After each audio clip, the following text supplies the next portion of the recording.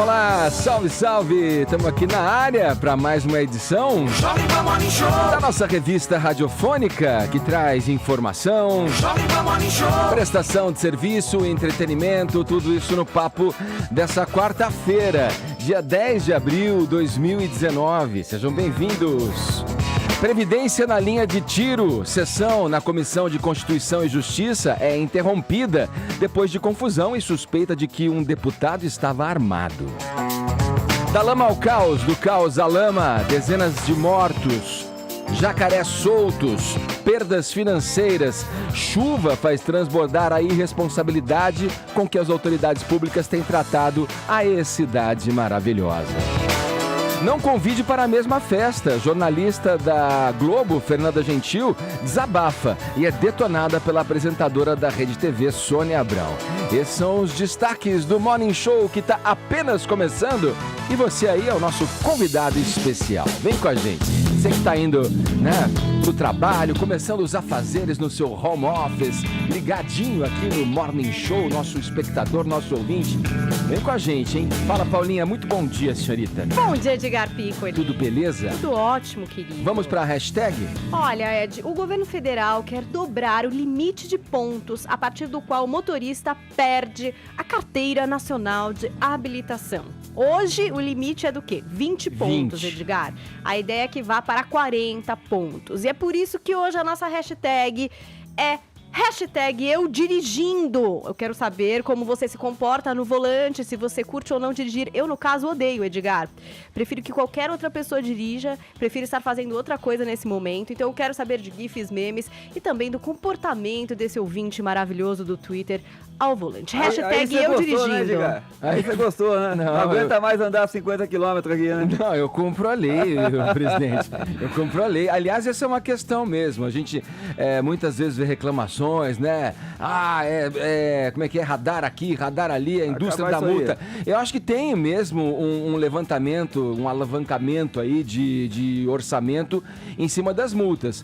Mas é só ser educado, cumprir as regras que você não leva multa, né? A verdade também é essa, né? Será que nossos ouvintes acham o mesmo, Ed? Hashtag eu dirigindo, então, para participar hoje do Morning Show. E você é uma garota jovem mesmo, né? Porque a juventude hoje não quer saber de tirar carta para dirigir, não, né?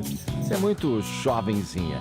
Outra maneira de você interagir é pelo WhatsApp, 11 931 7009. Diz pra gente aí, o que você acha dessa ideia aí de aumentar o limite, do limite passar de 20 para 40 pontos, para que você tenha a carteira, para que a carteira de habilitação seja suspensa. Mande sua opinião em vídeo, tá bom? 11 931 7009. No mais, você pode nos acompanhar em imagens pelo aplicativo da PAN, pelo portal jp.com.br, também pela nossa transmissão no nosso canal no YouTube e nas mídias sociais. Estamos no Instagram e no Facebook, beleza? Todos convidados a passarem a próxima hora e meia colados aqui na PAN, porque o Morning Show tá só começando.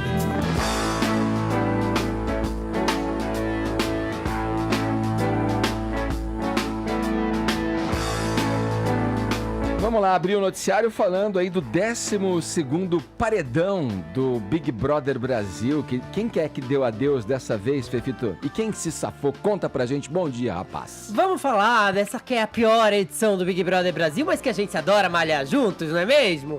Ontem teve mais uma eliminação. A Rízia foi eliminada com 61,66% dos votos. A Rízia que se colocou no penúltimo paredão, chegou a vencer a Gabi, mas dessa vez não resistiu a Paula. Veja você, aquela controversa, que vai virar caso de polícia, que foi acusada de intolerância religiosa e racismo. A Paula venceu a Rízia, mas também não demorou muito pra ela ter férias, assim, do paredão, não. Porque ela já voltou pro paredão, ela não teve sossego. O Alan ontem foi vencedor da prova do líder, da nova prova do líder, e colocou a Paula e a Carol Peixinho. Quem Paula... a Rízia amigo né? Ai, nossa, Vini, parabéns. Esse foi o trocadilho. Quem Rízia por último, Rízia é melhor, né? Eu achava que esse era o trocadilho mais infame, o do Arcon acabou de superar. Então, de parabéns os dois. O fato é que a Eles Ariane disputam. se livrou, a Ariane, amiga da Paula, se livrou do paredão, já está na final junto com o Alan. E a Paula vai disputar essa vaga, vai ganhar da Carol Peixinho e claramente vai ganhar o programa na sexta-feira. Tem alguma chance, filho da Paula, não ganhar o BBB ou Eu já espero foi? que tenha, né? Mas eu acho que não, eu acho que a gente já sabe que a Mas Paula qual é a maior campeã. chance? A Carol tirar ela hoje ou a Ariane vencer o programa? Eu acho que a maior chance é a Paula ganhar, a Carol já tá eliminada nesse próximo paredão. Pela primeira vez na história, uma final do BBB vai ser na sexta-feira. Isso é sinal dos tempos, assim. Todas as finais do BBB aconteciam normalmente no começo da semana, nas terças ou até mesmo na quinta-feira, que eram dias mais nobres da audiência. Como esse BBB é muito controverso, a sexta-noite é aquele dia que a gente esconde coisas da programação, né? Que as emissoras escondem. A Globo vai esconder essa final do BBB, porque historicamente é um dia com menos televisores ligados, com menor audiência. Essa é a edição de menor audiência da história do BBB. Mas, dito isso, temos duas coisas para falar sobre essa final. Uma, a atração musical já tá despertando aí controvérsia, porque é a Ivete Sangalo que vai fazer o show.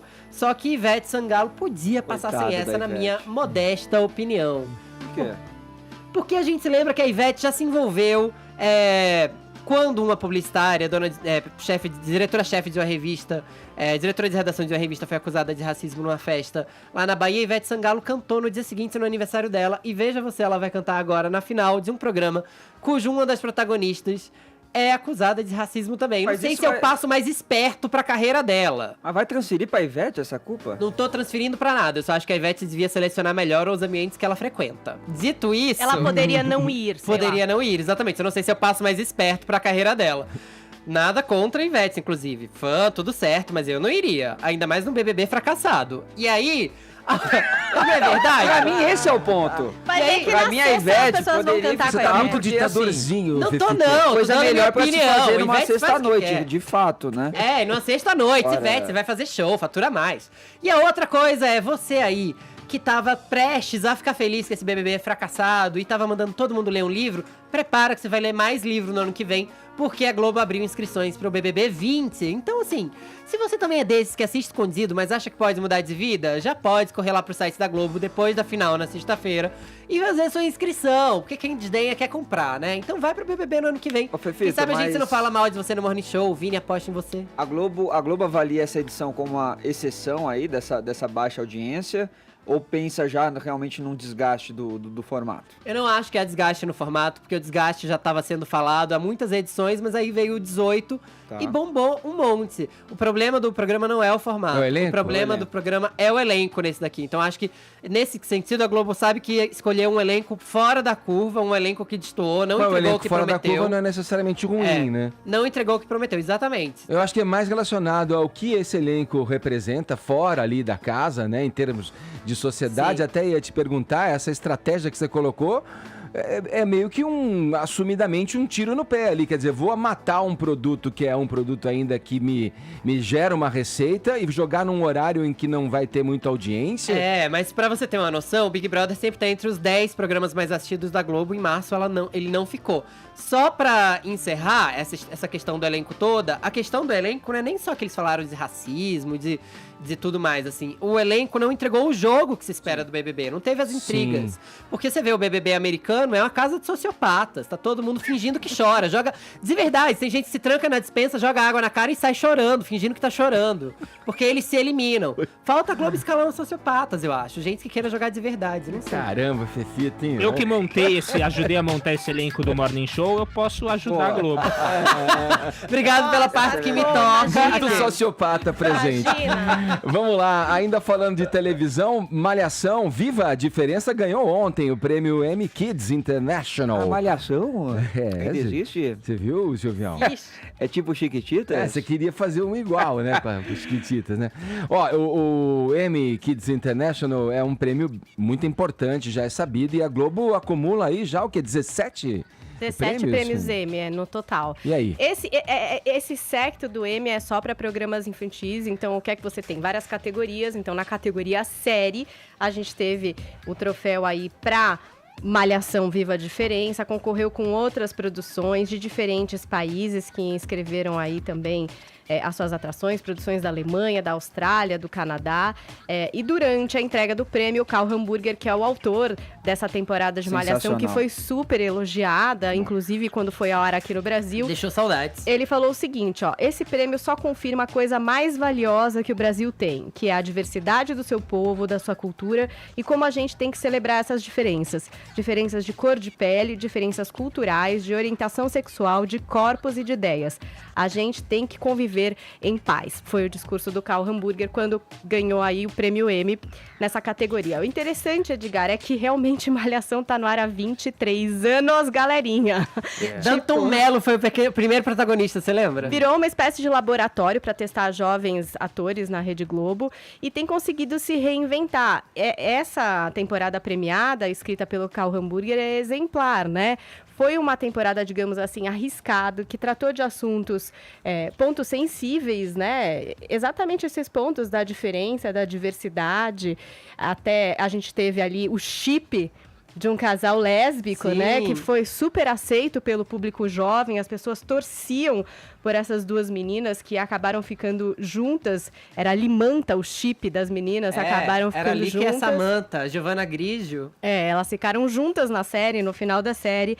E agora a gente vai ter uma temporada nova com a estreia em 16 de abril. É interessante também lembrar, e eu sei que o Fefito tem até a data, o que é uma grande novidade, que essa série do Karl Hamburger vai ter uma sequência, né? Vai virar uma outra série com as meninas já crescidas. Eram 5 meninas protagonistas e essas 5 meninas vão seguir numa continuação, tem até data agora, verdade, né, chama As Five, vai ser o reencontro dessas 5 protagonistas quando a mãe de uma delas morre, então elas já vão se encontrar entrando na fase adulta e vai estrear em novembro no Globoplay, em janeiro na Globo, as gravações começam agora por volta de junho ou julho, é bem legal. Então, Paulo Silvestrini dirige. Garotada, já anota aí a estreia de As Five. E agora a gente vai ter dia 16 a estreia de mais uma temporada de Malhação. Então a gente vai ter, depois de Vidas Brasileiras, que foi a anterior, Edgar, essa nova que terá, talvez como pauta, também a diversidade sexual. Inclusive um dos atores, que é o Pedro Alves, que vai ser um dos protagonistas. Mais uma vez, vão se juntar vários jovens. Vão ser 6 jovens que vão se juntar através de um acontecimento super complicado, que vai ser o sequestro de um menino dentro de uma van. Então, esses 6 adolescentes vão estar nessa van, esse menino vai ser levado e eles vão resolver criar um grupo de WhatsApp para não perder o contato, porque eles vão ficar muito impactados com esse acontecimento. E um dos personagens é o Guga, que vai ser um cara que no começo da série vai estar namorando uma menina, mas que depois, através aí da internet, de descobertas pessoais, ele vai descobrir que, na verdade, ele é gay. É o primeiro protagonista gay de Malhação. Não é a primeira vez que abordam esse assunto, né? Na temporada passada, a gente teve um beijo gay, o primeiro beijo gay em 23 anos de história de Malhação, que foi entre os personagens Santiago e Michel. Mas agora, com essa nova temporada, a gente vai realmente tratar disso. E o Pedro Alves, que é o ator, falou da importância de ter esse personagem. Em várias entrevistas ele tem falado sobre isso. Eu até vou ler uma aspas dele aqui, do que ele falou para a revista Veja. Ele disse assim, ó: há uma importância muito grande pelo momento que a gente está vivenciando politicamente. Os artistas e a televisão têm esse papel também de informar. O que traz o ódio e preconceito é justamente a desinformação. Se naturalizarmos isso com a TV, creio que vamos conseguir combater o preconceito. É nisso que a televisão está investindo, uma linguagem nova que possa mostrar as diferentes formas de amar para as pessoas. E ele também tem falado sobre o seu comportamento. Ele é bissexual, é um menino que foi criado na Bélgica, acho que morava lá até então. É basicamente a estreia dele na TV. Ele também fez uma série ainda inédita para HBO. E ele fala com muita naturalidade a respeito desse assunto, Edgar. E aí eu deixo aquela interrogação para começarmos um grande debate neste programa. É papel da televisão discutir isso? É papel de série teen colocar essa diversidade para o público. São Está ecos- aberto São aí o ecos do debate. granchismo, Paulinha. É. Aliás, esse gênio do Antônio Gramsci, né, que sem derramar uma gota de sangue, conseguiu estabelecer aí pelo menos um conceito, né, da hegemonia das classes dominantes, né, da ideia, né, de você passar aí todo o ideário comunista de esquerda através das artes da imprensa. Tá tudo dominado, Caio. Pô, nenhuma gota de sangue, tem que perguntar aí pro povo venezuelano. Mas vamos lá, vamos falar Ele da era contra Globo. o Stalin, por exemplo. Ele era crítico ao Stalin, dizer que o Stalin agia de forma errada, inchando o que ele definiu como um Estado hipertrofiado, né? Ele tinha lá os outros conceitos, né? E burguesia e dominados e dominantes, eles vão se alternando, né? Na história, né? Toda forma de comunismo, ela necessariamente descamba pro totalitarismo e a partir daí o derramamento de sangue é E inevitável. fascismo também, né? Mas fascismo também, né? São Estamos falando de primos. malhação ainda? É isso que eu ia falar. Eu me perdi. Vamos falar da Globo. Não sei mais. Mas Vamos tudo falar da Globo bem. engajada aí na causa da diversidade. Eu Não, acho que... Mas vamos lá, Caio. É o seguinte, é um retrato do que talvez venha no conceito daquela questão da sexualidade fluida que há pouco se discutiu muito, né, nos debates relacionados à juventude, enfim. É um retrato do que é a sociedade, né? A TV tem essa questão, né? Volta àquela frase, a arte imita a vida real ou a vida imita a arte, né? Eu iria até mais longe, né? Eu acredito que a arte ela tem sim esse condão de estar na vanguarda social em termos de usos e costumes. Sempre foi assim e é bom que seja, né? Estagnação, imobilismo, isso empobrece muito a experiência humana. Inclusive, tem aquele famoso adágio inglês que batizou uma querida banda de rock, tenho certeza que você gosta, que é a Rolling Stone Gathers No Moss, né? A pedra que rola não acumula musgo. Não pega o limbo. Exatamente. E eu acho positivo, assim, que valores de tolerância e de respeito, especialmente em pontos ainda sensíveis, né, de sexualidade e gênero, eles sejam incorporados à programação. Aliás, não só eu, como muitos outros conservadores. O conservadorismo ele sempre vai ter um olhar zeloso assim, pelas conquistas da humanidade. E as liberdades individuais, elas são direitos naturais. Liberdade de expressão, liberdade de pensamento, liberdade de associação, privacidade. Todos esses são direitos que tangenciam as discussões sobre sexualidade. Então, por isso que aqui é muito importante a gente desconstruir estereótipos, né? Especialmente o do anacronismo. O que vale para o conservador hoje em dia não é a mesma coisa que valia há um século, né? Quando não se cogitaria falar, por exemplo, numa exibição pública de uma união homoafetiva, esse tipo de coisa. Só que isso é coerente com o espírito reformista do verdadeiro conservador, que ele vai pregar uma evolução gradual da sociedade, mas aí é muito importante, alicerçada nos costumes que são efetivamente verificados, né? E que estão aí em paulatina mudança sempre. Agora, vamos lá, só para não perder o hábito do contraponto, né, Paulinha? Qual que é o risco desse engajamento da programação da Rede Globo? Intoxicar a arte com militância política. E aí a punição, ela vem pelo mercado. Se o costume que estiver sendo retratado e promovido estiver desconectado da realidade social, o consumidor não vai se sentir representado. E aí rola aquele clichê bem famoso, que é sucesso de crítica e fracasso de público. E eu até fiz um link aqui com aquela entrevista do ministro do STF, o Luiz Roberto Barroso, para o estado de São Paulo. Ele diz o seguinte, abre aspas, você pode eventualmente ser contra-majoritário, ou seja, contra os anseios da maioria, mas se repetidamente não consegue corresponder aos sentimentos da sociedade, vai viver um problema de deslegitimação e uma crise institucional. Então, para fechar, também é muito importante deixar claro que tolerar e respeitar, que eu acredito que são os verbos fundamentais aí para uma democracia madura, eles não se confundem com aplaudir e incentivar. Não se tutela pensamento. Ninguém tem que ser obrigado a reagir positivamente ao fenômeno da homossexualidade, mas é fundamental que a discriminação por orientação sexual seja proibida por lei. Não sei se a homossexualidade é um fenômeno, mas enfim, aqui tem uma fenômeno declaração social, ou enfim... do Pedro Alves, que é o intérprete desse personagem, do Guga, que eu achei muito legal, que ele diz o seguinte, ó, é isso que eu gostaria de fazer, de tocar qualquer família pelo Brasil. Se eu mudar a realidade de uma família que tem um filho gay, um tio gay, um pai gay, e eles conseguirem se entender entre eles, vou estar muito feliz. É muito fofo ele dizer isso, na verdade. Primeiro vamos só desmistificar uma coisa. A homossexualidade não está atrelada a uma ideologia de esquerda ou de direita. Tanto as pessoas de direita, quanto de esquerda, quanto de centro, quanto anarquistas ou quanto que vivem na Conchinchina como eremita, podem ser homossexuais. Inclusive, você tem um homossexual muito próximo de você, na sua família ou no seu círculo de amigos. Reduzir a existência de um homossexual a uma ideologia política é reducionista. Vou ser redundante e dizer isso.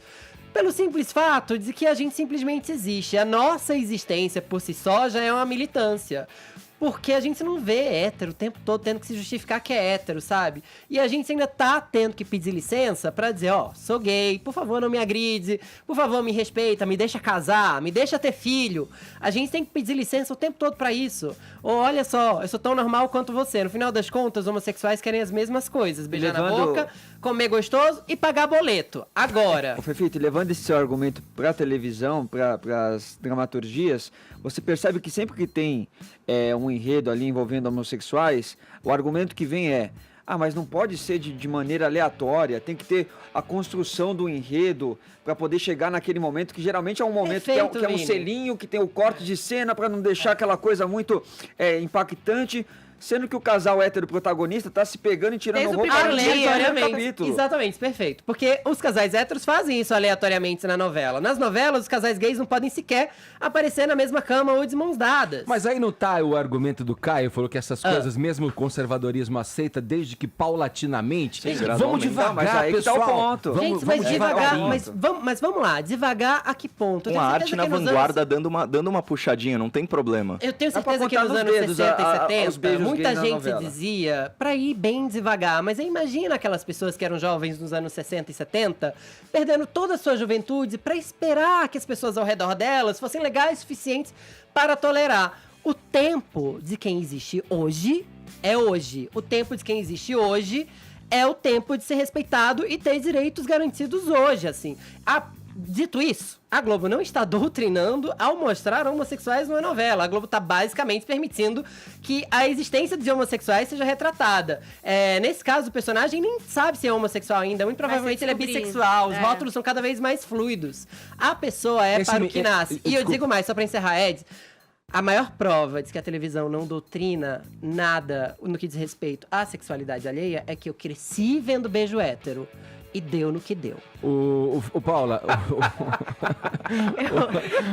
esse menino que é o ator que vai protagonizar, ele é na vida real, vamos dizer, a gente falando de ficção e vida real, ele é bissexual, né? Ele falou que já fiquei com meninos, já fiquei com meninas. Ele falou. Né? Então, tia Zona do WhatsApp, tudo bem, é paulatino, mas dá uma força aí também. Dá uma flexibilizada aí também. Vamos seguir aqui no Morning Show agora para falar do quê? Dole uma, dole duas, dole três. Política. A Comissão de Constituição e Justiça da Câmara dos Deputados, mais uma vez, virou palco de confusão em meio a debate sobre a reforma da Previdência. Vini, vamos lá. Bora. Antes de você contar o que aconteceu por lá nessa terça-feira, uma pergunta aí, isso na tua cintura é uma pochete ou um coldre? Não, tô desarmado. Você não tá armado não, né? Tô desarmado, depois se você quiser eu mostro pras câmeras. Igual o delegado Valdir fez ontem, mostrando que tava de fato desarmado. Mas olha, Edgar, peraí, o professor Vila tem desconfiança, porque acha que ele deu arma pra alguém. Escondeu, passou pra alguém. Ah lá.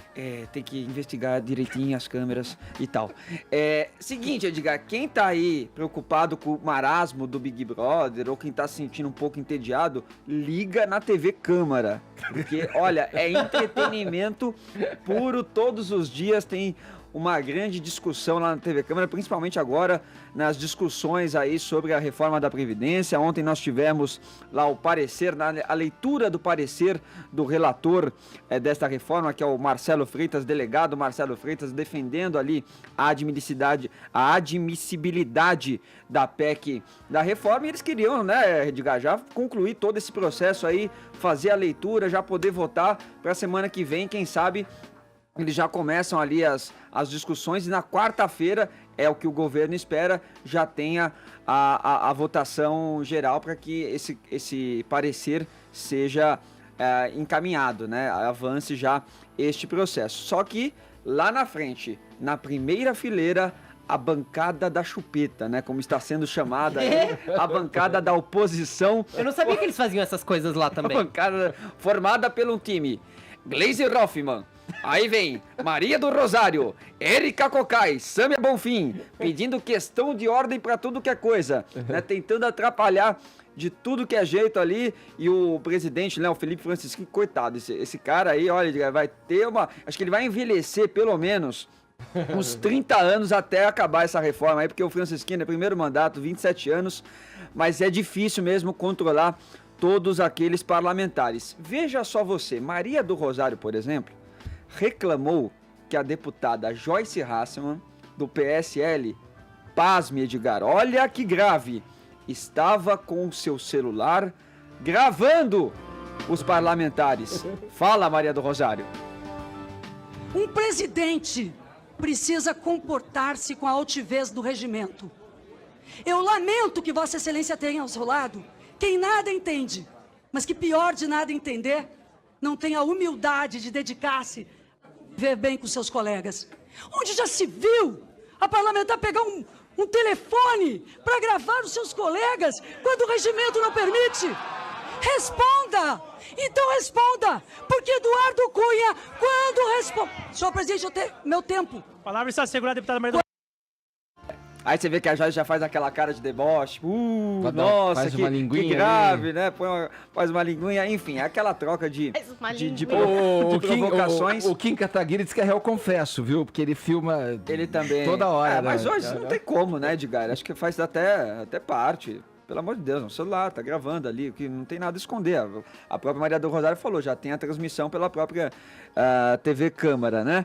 Agora, a coisa começou a esquentar mesmo, Edgar, quando o deputado Eduardo Bismarck, do PDT, acusou o deputado delegado Valdir de estar armado. O que aconteceu? Começou já uma confusão, Maria do Rosário, Gleisi, Sâmia Bonfim, Érica Cocai se levantaram, foram até a mesa lá do presidente Felipe Francisquini, teve gente já falando, esconde o relatório, senão vão roubar o relatório. Esconde o relatório. Foi neste momento que o deputado Eduardo Bismarck falou para Felipe Francisquini, deputado, tem um deputado, presidente, tem um deputado armado na sua frente. E aí começou a maior confusão da CCJ. Vamos ver. Aí, presidente! Presidente, peço Presidente, faz a checagem aí, presidente! Tem um deputado armado aqui, presidente! Tem um deputado armado aí na sua mesa, presidente! Tem um deputado armado na sua mesa, presidente! Presidente! Olha lá. Uai! Tentando...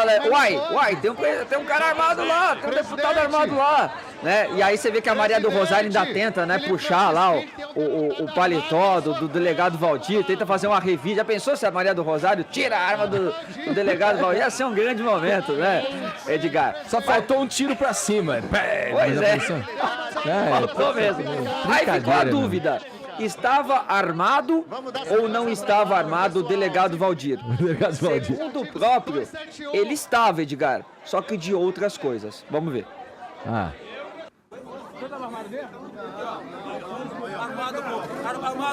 Armado com lápis, caneta, armado com óculos. A carinha dele não tá muito confiável não, hein? Caneta, coração. Olha lá. Aqui, ó. Olha aqui, ó. Olha aqui. Você quer ver? Olha lá. 1, 2, e lá vai. É sério isso? Calibre 17, viu, pessoal? Olha lá.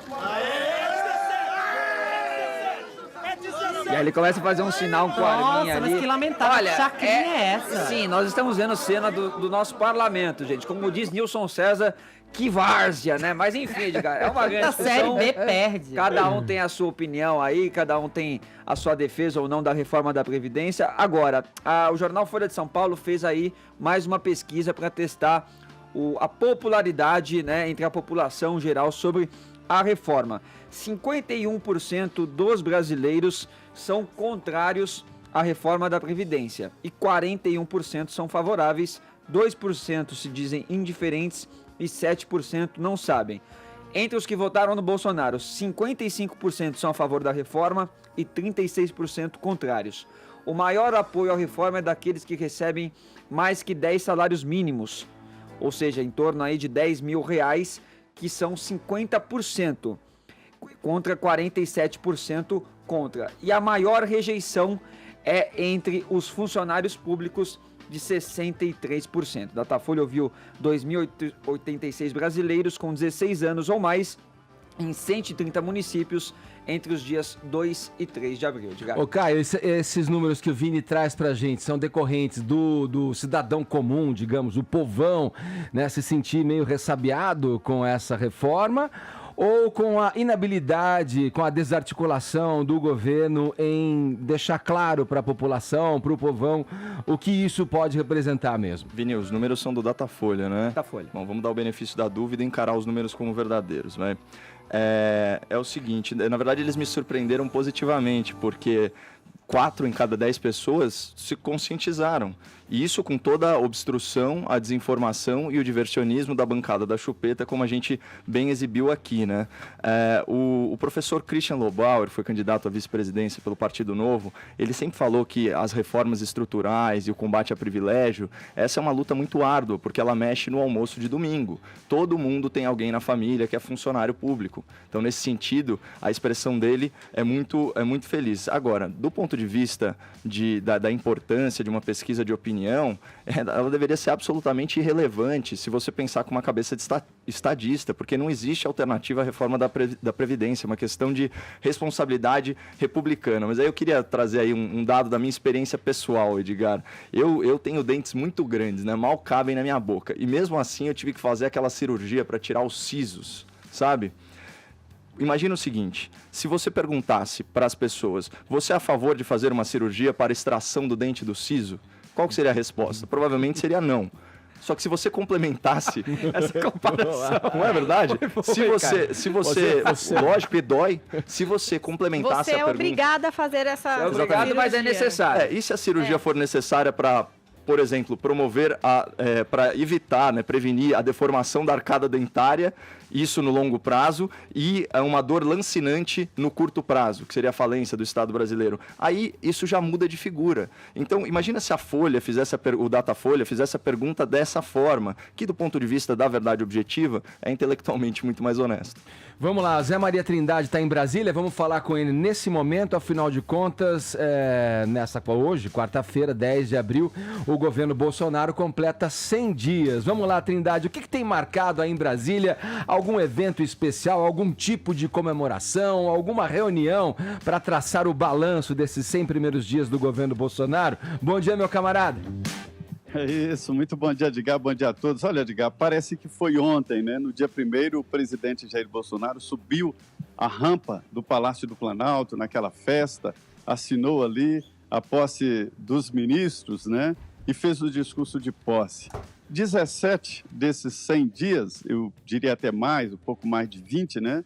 Ele passou hospitalizado, porque teve que tirar a bolsa de colostomia. O Brasil inteiro ficou sabendo que é exatamente uma bolsa de colostomia. Eu diria, Edgar, que o presidente passou no teste. Primeiro, que ele acabou seguindo ali o que prometeu na campanha eleitoral, porque todas as medidas adotadas até aqui pelo presidente Jair Bolsonaro foram discutidas e aprovadas pelo eleitor na campanha eleitoral, e isso é muito importante. De forma inédita também, o ministro-chefe da Casa Civil, Onyx Lorenzoni, reuniu a todos para dizer que o governo tinha metas, e metas bem ousadas para os 100 primeiros dias. Não cumpriu todas, por exemplo, a independência do Banco Central, algumas metas dependem exatamente do Congresso Nacional, que é a reforma da Previdência, isso depende de deputados e senadores, mas foram 100 dias muito movimentados. Veja bem que, primeiro, a ministra Damares Alves protagonizou aqui vários momentos polêmicos do governo Bolsonaro, com aquela história de meninos vestem azul, mulheres vestem rosa, e depois problemas no Ministério da Educação, com o Vélez, que foi trocado agora pelo Weintraub, e ainda outros movimentos que acabaram provocando muita agitação no governo, mas houve sim realizações. Na meta ali dos 100 primeiros dias, o presidente realizou mais do que os governos anteriores, mais do que Michel Temer e mais até do que Dilma Rousseff.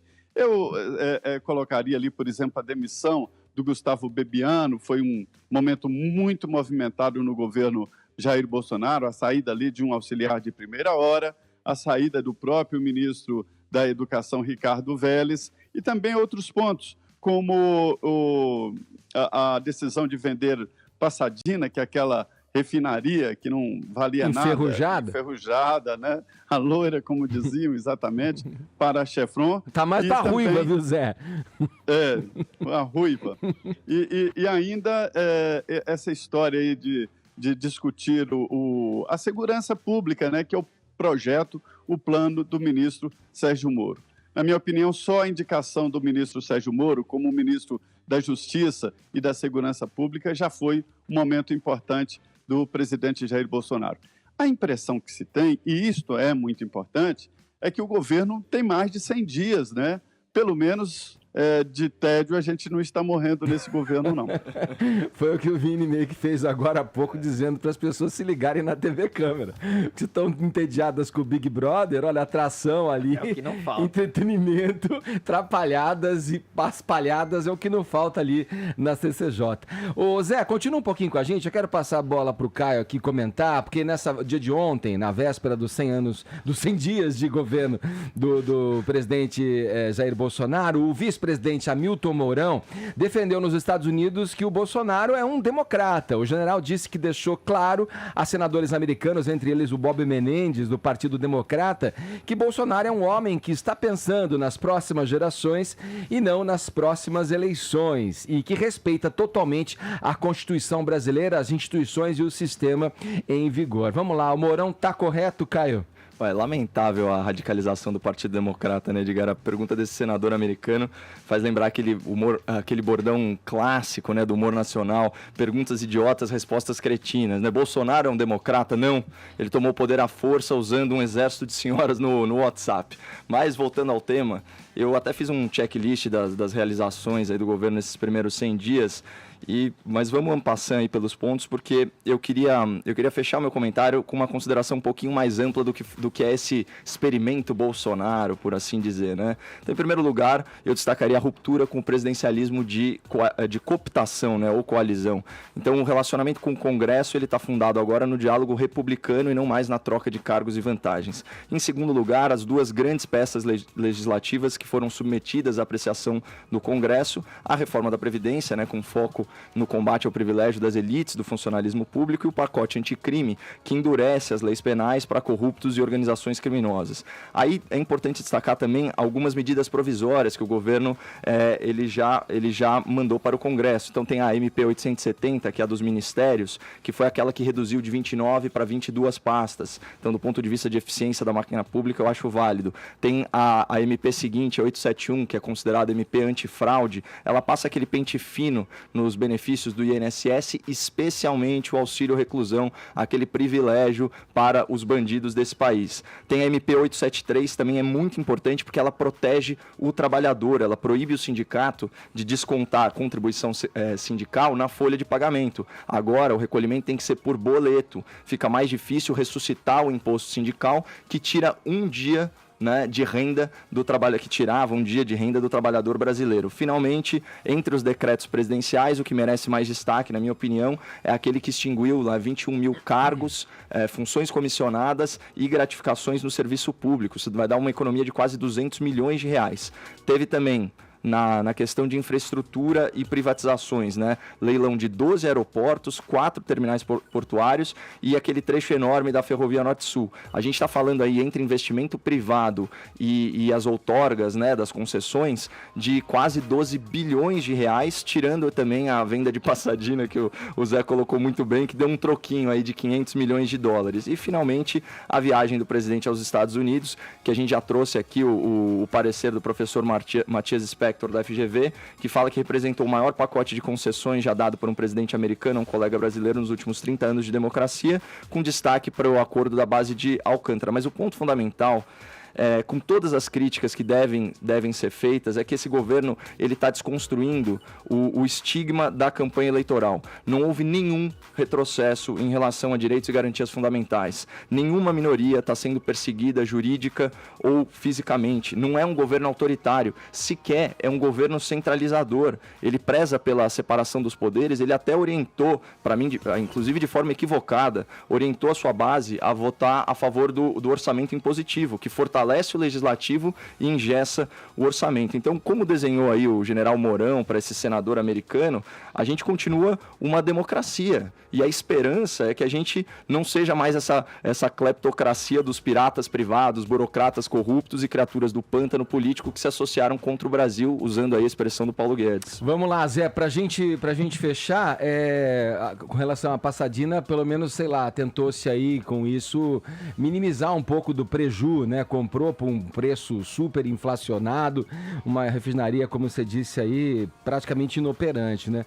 Agora, Zé, a certeza que a gente tem é que Hamilton Mourão passa longe do rótulo de vice decorativo, né? O sujeito tem vida própria, tem ideia própria, ora morde, ora dá uma soprada, essa daí, no caso, foi uma sopradinha, né? Tem personalidade, tem personalidade.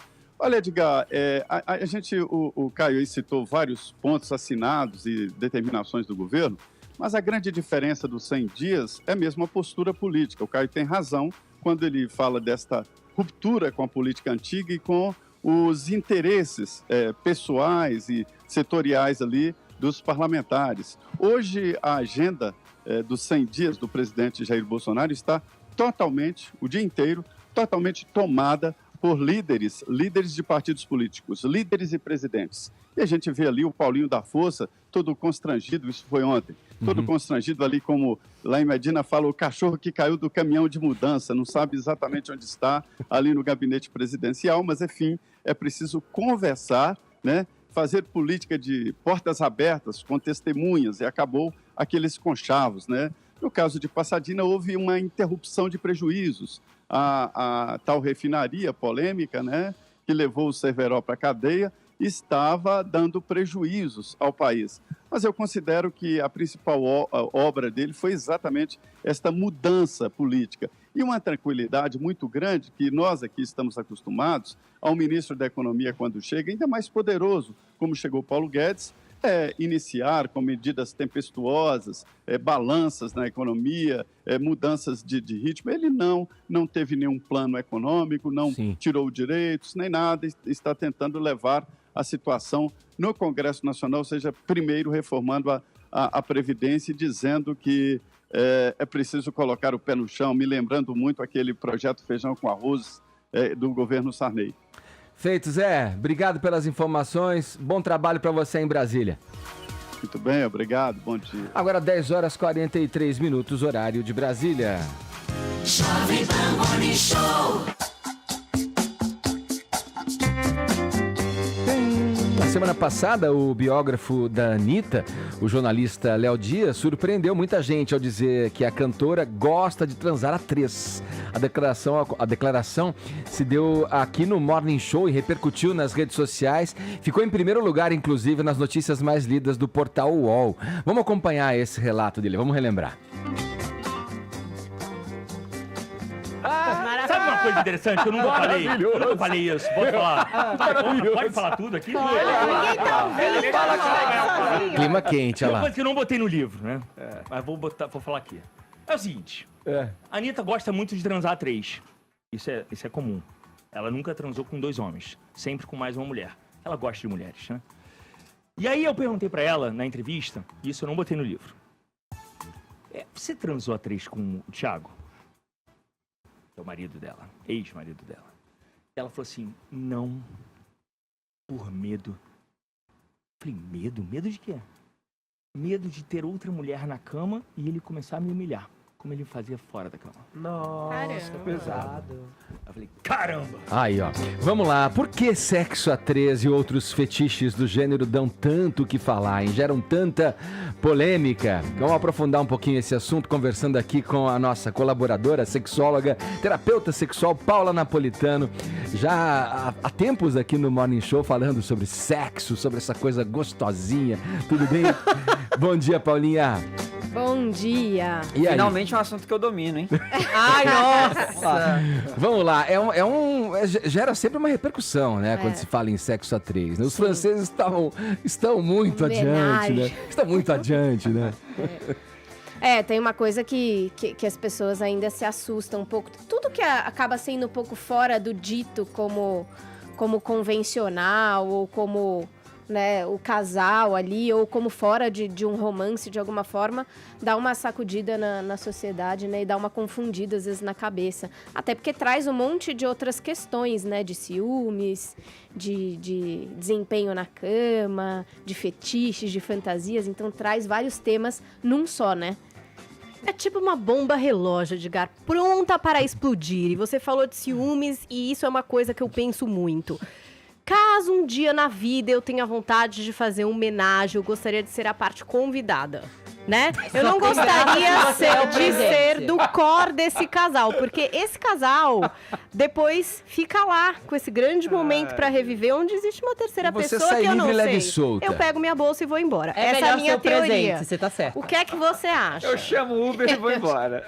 Vivo a minha vida. Que grande noite, ontem foi louco, entendeu? Só que pros dois, a vida continua. Vida que segue. Eu não sei qual foi, entendeu? E aí?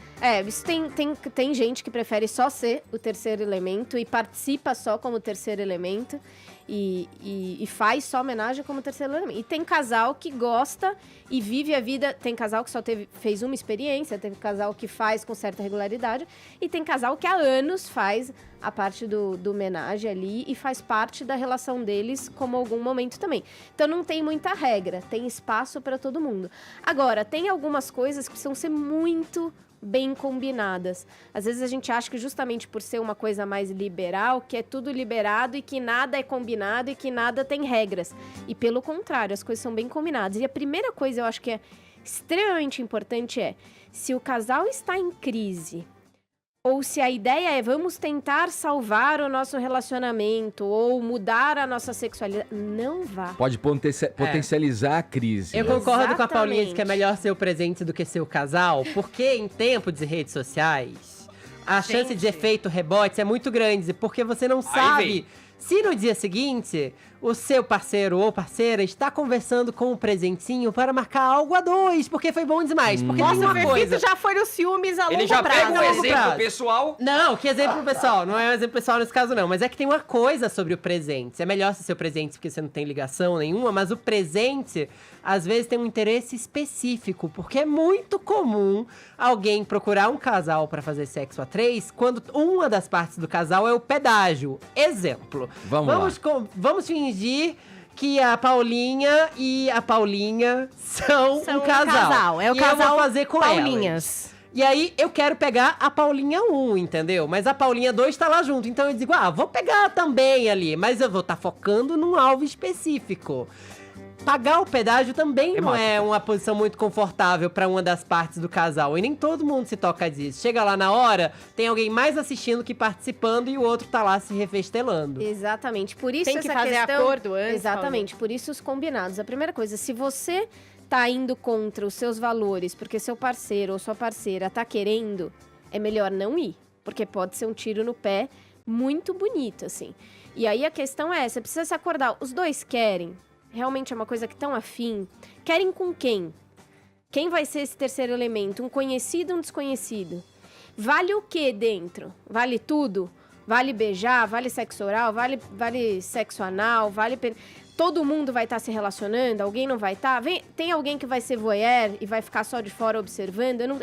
Então, todos esses combinados precisam ser muito bem feitos. Não é tipo, sexo a 3, vamos lá. Precisa ser combinado, porque senão pode dar todos esses pepinos. E por isso que eu falei da primeira coisa de... O casal não pode estar em crise querendo resolver algo, porque aí entra lá no meio... Por exemplo, a pessoa teve orgasmo com outro. E o casal já tá em crise e não foi com a pessoa. ou percebeu que rolou uma química super boa ali no casal. E aí a pessoa se sente rejeitada. Vira uma questão meio Vicky e Cristina Barcelona, um ótimo filme que vocês podem assistir, onde, na verdade, todo mundo só quer a Penélope Cruz. Exato. Então, assim, precisa ser combinado, precisa ser conversado, e o casal tem que se sentir no direito de, se na hora... Porque, às vezes, a gente combina tudo, tá lindo e maravilhoso na teoria, mas lá na hora, você se sentiu incomodado. Na hora você ficou com ciúmes, na hora você não gostou. E aí o casal precisa estar muito bem combinado de dizer assim, olha, se eu não gostar, a gente vai parar. E eu vou falar chega. Ô, Paulinha, né? Agora outro ponto que chamou a atenção dessa entrevista foi a hora que o Léo Dias falou que ela tinha medo de fazer sexo a 3 com o ex-namorado dela porque ela poderia se sentir humilhada por ele. Tudo bem, tem um contexto aí, né, que ela falou que já era verbal, tinha um abuso né? verbal do cara, mas em que contexto que essa humilhação poderia vir no sexo a 3? Exato, por isso que existe essa coisa assim, se o casal, por exemplo, eles já não estavam bem, o casal, né? Ela não confiava nele. Exatamente, então é o tipo de coisa que ir para um sexo a 3 vai dar mais problema ainda, e possivelmente ia acontecer isso mesmo em algum momento, se ele sentisse ali que ele queria ter o poder de alguma forma, que ele queria... Então, por isso que tem que ser combinado, e as coisas precisam ser bem acordadas para isso não acontecer, né? Agora, também pode ser combinado, por exemplo, que vai ser aceito uma dominação, uma submissão, desde que os 3 estejam combinados. E se o casal já teve uma combinação, também tem que combinar com essa terceira pessoa. Porque essa terceira pessoa também não sabe exatamente Tô muito cansada. Nem começou a homenagem na minha vida e eu tô cansada, Edgar. Gente, é muito complicado antes e depois. É possível virar um trisal a partir de uma experiência única? De repente, um casal que já existe há muito tempo, curtiu tanto lá o sexo com o presentinho que eles decidiram que iam ter, que viraram um trisal. Trisal é um casal de 3, gente. Pode ser um trisal tanto só para essa relação de sexo a 3, quanto eventualmente pode virar um poliamor, por exemplo, também. Pode ter mais um envolvimento afetivo e emocional também e virar uma relação mesmo a 3. Paulinha, vou pedir uma dica que é um pouco gráfica, então vamos falar com cuidado. É que eu tô pensando Desculpa, eu vou parar. É que eu tô pensando na curiosidade das pessoas de casa. Então vamos pensar num sexo a 3 heterossexual. Então existem muitas entradas e saídas possíveis para tal sexo. Porra! Puta papo progressista, A mulher precisa... Suponha que é uma mulher e 2 homens. A mulher precisa ter algum cuidado específico para o caso interagir com os 2 homens ao mesmo tempo? Não necessariamente, desde que, e aí em todos os casos, hétero, homo e qualquer situação, dos preservativos e do cuidado, né? Então a primeira coisa que o casal também precisa fazer é ter uma segurança ali da pessoa, porque a gente esquece que sexo oral também transmite doenças e coisas do gênero. Então precisa ter um cuidado e qualquer alteração de buraco, a camisinha precisa ser trocada, Sim. né? Que às vezes as pessoas esquecem também. Importante... E você precisa ter mais camisinhas, né? Porque você tá ali com mais pessoas, com mais interações ali. Então esse cuidado, ele é super importante de acontecer. E os combinados para que não aconteça algo ali que não esteja sendo, que seja desconfortável, que a Mas pessoa não sei, você queira, tá colocando né? muito combinado também Eu ia frente falar a isso. disso Eu daí não sei se isso também não acaba atrapalhando, porque as Tirando um coisas vão pouco do acontecendo, prazer. né? Deixa eu só colocar uma coisa, a gente estava discutindo aqui há pouco, a Paulinha... A Carvalho trouxe pra gente aí a questão do Emmy Kids, que a Globo ganhou com Malhação, né? Do garoto ser bissexual e tal. Na tua experiência como profissional, né, dessa área aí, os jovens hoje, com essa abertura, essa flexibilização da sexualidade, digamos assim, ele me parece, aparentemente, mais resolvido do que a minha geração, por exemplo, a geração dos meus pais ali. Qual é o tipo de questão que ele passa a trazer a partir dessa nova configuração de sexo, de fluido, gêneros? Porque eu imagino que se ele está mais aberto e flexível, questões que até ontem eram pertinentes, hoje, sei lá, talvez não faça mais sentido na cabeça dos jovens. Qual é a tua experiência no consultório com relação a isso? O que eu vejo é que, na verdade, existe uma possibilidade maior. Então, eles se permitem mais a coisa assim, se eu tenho vontade, por que não? Então, existe uma coisa de poder se permitir mais, o que não quer dizer que eles vão fazer. Porque o fato de eu, por exemplo, poder assim, eu me permitiria fazer sexo a 3, mas eu não tenho tesão nisso, eu não tenho essa vontade. Então, o fato de muitas vezes a gente ter uma liberdade mental, uma cabeça mais liberta, com uma sexualidade mais liberta, não significa que eu vou ter vou querer pôr em prática tais fetiches ou tais fantasias. Porque isso é uma coisa de cada um. Inclusive, pessoas com criações super repressoras em países repressoras, na fantasia, às vezes as fantasias são mais liberais do que alguém que, por exemplo, poderia colocar em prática. Infelizmente, nosso tempo terminou. Foi uma rapidinha. Ô, Paulinha, para saber mais? Quem quer saber mais pode acompanhar pelo Instagram, @sexplicando, e pelo Facebook, psicóloga Paula Napolitano. Bom, agora 11h02, horário de Brasília. Jovem Pan Morning Show. Vamos pro Rio de Janeiro, saber como é que tá a cidade maravilhosa. Eu falo normalmente que é a cidade que insiste em permanecer maravilhosa, mas tá difícil, né? Em meio ao caos provocado pelas chuvas e pela irresponsabilidade de agentes públicos e de integrantes da sociedade civil, sim, porque aquela bituquinha de cigarro, né, que você joga aí na rua, aquele sofá descartado aí à beira do rio, a conta das enchentes é em grande medida, sim, dos governantes, que tem que ter políticas para minimizar, pelo menos, né, esse problema recorrente no Rio de Janeiro especificamente e em São Paulo também, né? Mas não é só deles não, é responsabilidade da gente também ter uma conduta mais civilizada com as vias públicas. O Viga deve concordar quando eu digo essas coisas. Bom dia, meu camarada. Fala, Ed Pacotinho, tá todo arrumadinho, tá parecendo um pacotinho hoje, rapaz. Sabe porque eu coloquei uma jaqueta? Tá frio aí, é? Tá friozinho. Aqui não. Aqui continua abafado, viu? Mormaço. Mormaço, brother. Tem mormaço. É uma boa notícia, né, Edgar? Depois de tudo que a gente acompanhou nos últimos dias, por conta desse temporal que deixou 10 vítimas fatais. Se você contabilizar a tragédia desse temporal com aquela tragédia provocada por uma outra chuva forte em fevereiro, já são 17 óbitos, viu, meu cara Edgar? Caramba. E sem falar nos estragos que são tremendos, tem muito bairro, né? Tem muita localidade debaixo d'água, foram bens, pertences, casas destruídas e famílias também dilaceradas, destruídas por essa tragédia.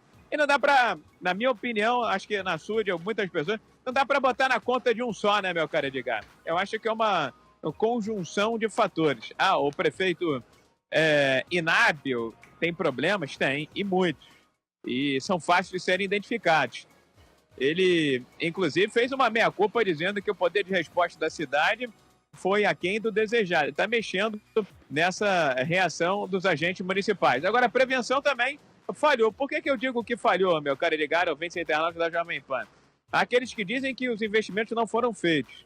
Mas o prefeito diz que sim, foram feitos. E que vai inaugurar na sexta-feira uma obra de 300 milhões de reais. Mas, por exemplo, a meteorologia da prefeitura já apontava para a possibilidade de chuva forte na segunda-feira. Só que as equipes foram mobilizadas, foram deslocadas somente em cima da hora. No horário de rush, pegaram trânsito e não chegaram no momento certo para socorrer as vítimas. Aí passou gritando aí, vai Jovem Pan, dá Jovem Pan, muito obrigado pela audiência.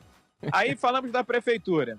Tem a parte do governo do estado, meu caro Edgar, ouvintes internautas da Jovem Pan. A prefeitura diz que na sua rede, né, pluvial, a SEDAI, que é a Companhia de Água e Esgoto, está lançando cocô e xixi. E isso está complicando, está atrapalhando, está comprometendo o funcionamento dos bueiros. E para completar, o povo também não ajuda, né, meu caro Edgar? Despeja, joga lixo de forma desorganizada, de forma desorientada, sem qualquer tipo de responsabilidade. E aí os bueiros vão entupindo, o lixo vai se acumulando e a água não consegue desanuviar, não consegue fluir. Por isso que eu digo que é uma equação de vários fatores que o saldo, no final dele, é sempre negativo, né, Edgar? Pois é, agora elogio tem que ser feito, não só a sociedade civil também, que em situações de calamidade pública como essas, age, né, tentando minimizar a dor e os problemas de quem está padecendo, de quem mais está padecendo com essa situação aí. Bombeiros também, há que se elogiar o trabalho deles. Ô Viga, tem uma questão também, a gente já vai mudar o assunto, eu quero que você continue com a gente, mas... Diga, Melo.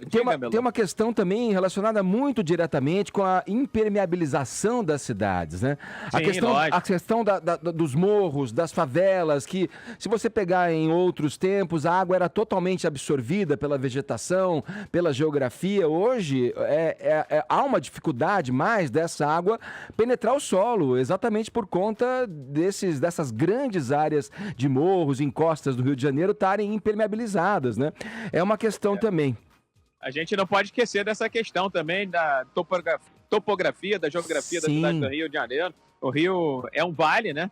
Sim. E antigamente, com a cidade com menos construções, com menos edificações, o solo absorvia mais essa água era desanuviada, era lançada no mar, nas galerias, nas redes, de uma forma mais ordeira, de forma mais ordenada. Agora é selva de pedra, né, meu caro Edgar? E aí o solo não absorve essa água vai acumulando, e tem aqueles fatores que a gente já mencionou aqui também, de problemas da prefeitura, do governo do estado e da própria população. Só para lembrar que até no meio de uma tragédia é preciso ter sorte, e às vezes as pessoas têm má sorte ou falta de sorte, viu, Edgar? Porque segunda-feira é um dia de coleta de lixo no Rio de Janeiro. E aconteceu justamente no mesmo horário temporal em que a empresa de limpeza urbana do Rio de Janeiro estava se preparando para recolher as sacolas de lixo. O lixo foi levado pela água da chuva, que entupiu os bueiros. Entupiu mais ainda. Ô, Viga, fica mais um pouco com a gente, vou pedir para você continuar. É sempre um prazer ficar com você, viu, meu garoto? Isso é queridão. Vamos lá, o Vini vai trazer para a gente agora o que o ministro Sérgio Moro disse a respeito da ação militar em Guadalupe, zona norte do Rio, que resultou na morte do músico Evaldo Rosa dos Santos, um assunto que a gente tratou também aqui já no Morning Show. E não foi enterrado por conta do temporal, viu, Edgar? Para ter sido enterrado ontem, vai ser enterrado hoje, porque o temporal atrapalhou até isso, a vida das pessoas. Bom, o fato é que se você estava em Marte e chegou agora no planeta Terra, é que o Evaldo Rosa dos Santos teve seu carro onde estava sua família, mulher e filho, alvejado por 80 disparos de forças do Exército. Vamos lá, Vini. E era uma cobrança que estava sendo feita principalmente pelas redes sociais, né, Edgar, de uma palavra do ministro da Justiça, Sérgio Moro, do presidente Jair Bolsonaro, que ainda não tinham se manifestado. Acredito até que o Bolsonaro até agora não falou nada sobre o assunto, mas o ministro Sérgio Moro, ontem na reestreia do Conversa com o Bial, o programa já tinha sido gravado, mas aí o Bial conseguiu ali uma outra conversa com o Moro, conseguiu tirar essa palavra dele sobre esse assassinato aí do Evaldo, né, com 80 tiros.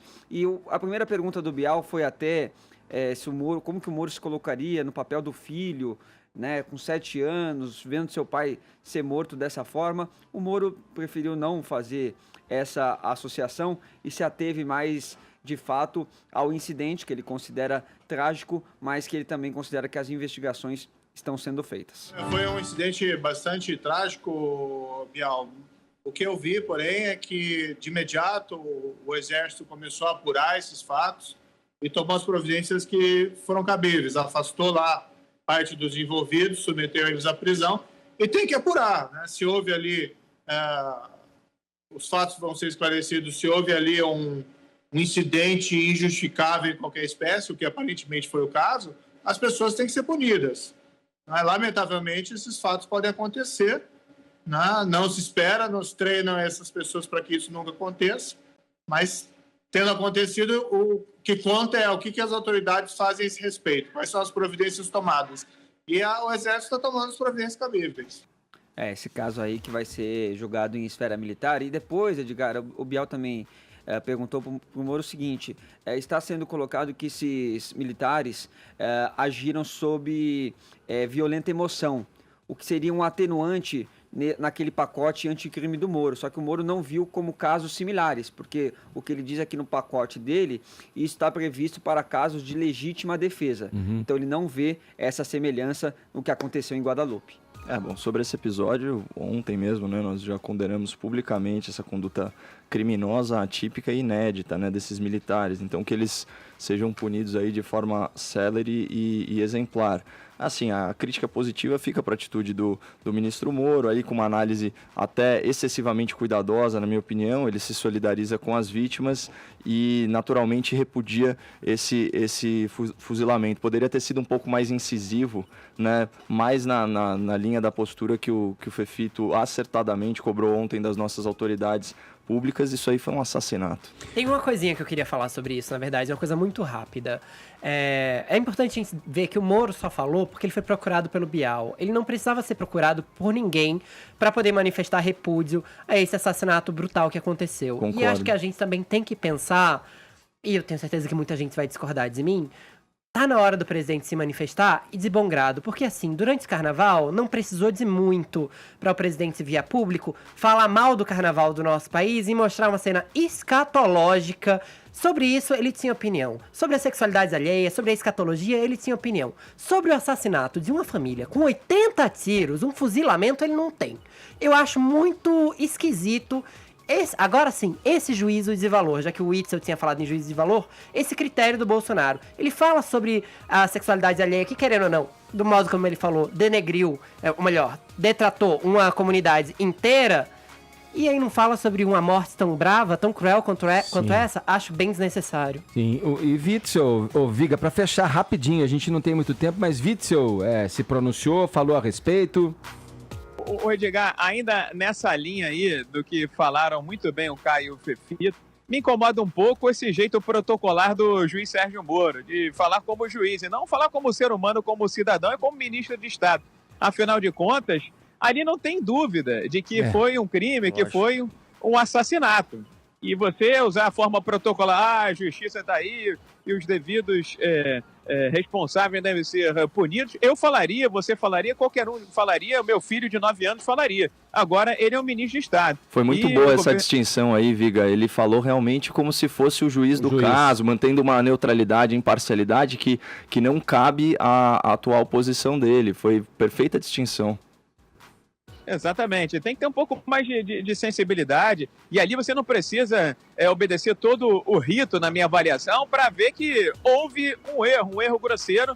Agora, você não quer falar que foi um assassinato, não foi um homicídio? Tudo bem, eu entendo que isso pode ter um revés contra a imagem, mas que foi um erro grosseiro, cabal e irreparável, isso eu acho que tem obrigação um ministro de Estado ou até mesmo um chefe de Estado de se pronunciar, até em respeito à família que perdeu um músico de 51 anos de idade, meu caro Edgar. Perfeito, Viga. Obrigado pelas informações. Bom trabalho para você. Um grande abraço, meu camarada.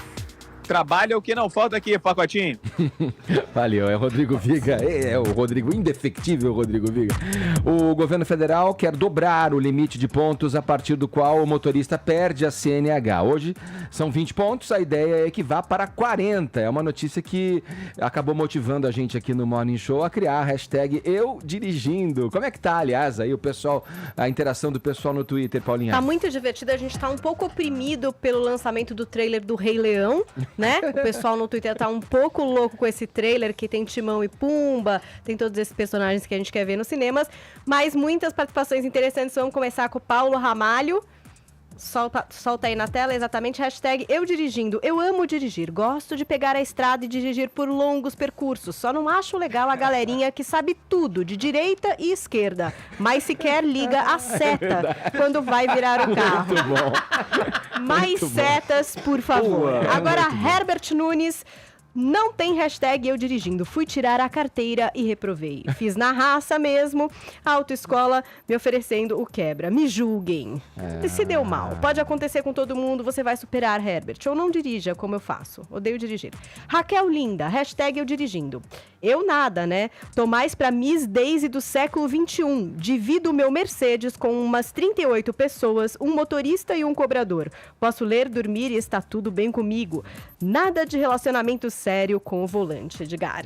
Continuem participando aí, hashtag Eu Dirigindo. Vamos ver como é que tá a participação também via o WhatsApp. A gente perguntou aqui para os nossos espectadores, nossos ouvintes, o que eles pensam a respeito dessa ideia de mudar, né, o número de pontos limite aí para a perda da carteira de motorista, a CNH. Solta pra gente, Murilo, por favor. Aí, galerinha do Morning Show, bom dia. Meu nome é Jorge Gomes. Poxa, cara, eu acho que tem tudo a ver. Eu acho que é o seguinte, a indústria da multa é complicadíssima. Nós sabemos que ela existe e isso só prejudica nós, e especialmente que precisamos trabalhar no veículo. Bom dia, galera do Morning, tudo bem com vocês? Aqui é o Wagner, falo de São Paulo, Zona Norte. Quero mandar um beijo pro meu amor. E é o seguinte, eu sou contra aumentar esse limite, sabe por quê? Eu dirijo meio pé no chumbo, cara, e eu não tomo multa, dificilmente entro em enrascada por conta disso. Então eu acho que é possível a pessoa ter uma direção um pouquinho mais agressiva, assim, não colocando a vida dos outros em risco, sem tomar multa, sem fazer essas barbaridades. 20 pontos pra mim tá até demais, cara. Nunca estourei minha pontuação, tenho habilitação já fazem 22 anos, então eu acho que mexer nisso daí vai dar merda. Bom dia, galera do Morning. Meu nome é Valdo, falo da cidade de Alterosa, fica no sul de Minas Gerais. Infelizmente, esse aumento na pontuação vai gerar mais impunidade, vai favorecer as pessoas que acham que podem fazer qualquer coisa no trânsito, que são os donos da verdade. Eu trabalho com autoescola há quase 20 anos e o que a gente observa é o que a gente ensina, ninguém leva a sério na rua, porque ensinado tá? Fica a dica, eu acho que não vale a pena aumentar não. Um abraço a todos. Tchau. Bom dia, pessoal do Morning Show. Que prazer estar falando com vocês, Edgar, seus comentários, Paulinha linda, tão feliz, não é verdade? Caio, né, com seus comentários aí, muito inteligente esse menino aí, que garoto prodígio. E Vinícius com as suas imitações, né? Parabéns, Vinícius. Você é muito bom nas suas imitações, viu? Gostaria de expressar minha opinião aí sobre a decisão, né, do presidente de aumentar os pontos na carteira. Concordo, né, ele tá certo. Existe sim uma indústria da multa em São Paulo, já fui multado diversas vezes. Fechei um cruzamento sem querer, multa. Né, para um minutinho a mais na Zona Azul, multa. Não aguento mais, né? Tô chegando em 19 pontos já, tô desesperado, meu amigo. Como eu vou pagar minhas contas? Sou motorista em São Paulo e se minha carteira, se estourar os pontos da minha carteira, como vai ficar? Estou desesperado, presidente. Aprove isso sim, meu querido. Fique com Deus. Um abraço a todos. Porra, gente, que midiático, assim. E o jeitinho brasileiro, como é que fica, gente? Né? Ô, gente, atravessa o farol, multa. Ô, gente, é só dirigir direito. Quem dirige direito não leva a multa. As regras existem para ser cumpridas. Sim, claro. Vamos, professor, horário. As imitações são realmente fantásticas. 11h24, horário de Brasília, tá? Jovem Pan Morning Show. A importância da reforma da Previdência. A Jovem Pan está exibindo aqui todos os dias na programação depoimentos de entusiastas da reforma. Agora a gente ouve Carlos Faria, que é presidente da Associação Nacional dos Consumidores de Energia. Meu nome é Carlos Faria e eu sou o presidente da Associação Nacional dos Consumidores de Energia, a ANACE. A reforma da Previdência é fundamental para o equilíbrio das contas públicas e certamente trará impactos positivos para a economia e, em especial, para o setor produtivo. Acreditamos que esse avanço na questão da Previdência deve vir acompanhado de outros. Há reformas fundamentais a serem feitas, como a do setor elétrico, a tributária e a política. A reforma da Previdência é urgente e absolutamente necessária para o país. Nova Previdência. Justa para todos. Urgente para o Brasil. A gente fica por aqui. Acabou, gente. Recebeu no WhatsApp o Jorge, Edgar. Valeu, Jorge. Obrigado pela participação. Aliás, de todo mundo que mandou mensagens aqui, participou pelo Twitter. Amanhã tem mais, a partir das 10 da manhã. Até quinta, gente. Valeu. Tchau.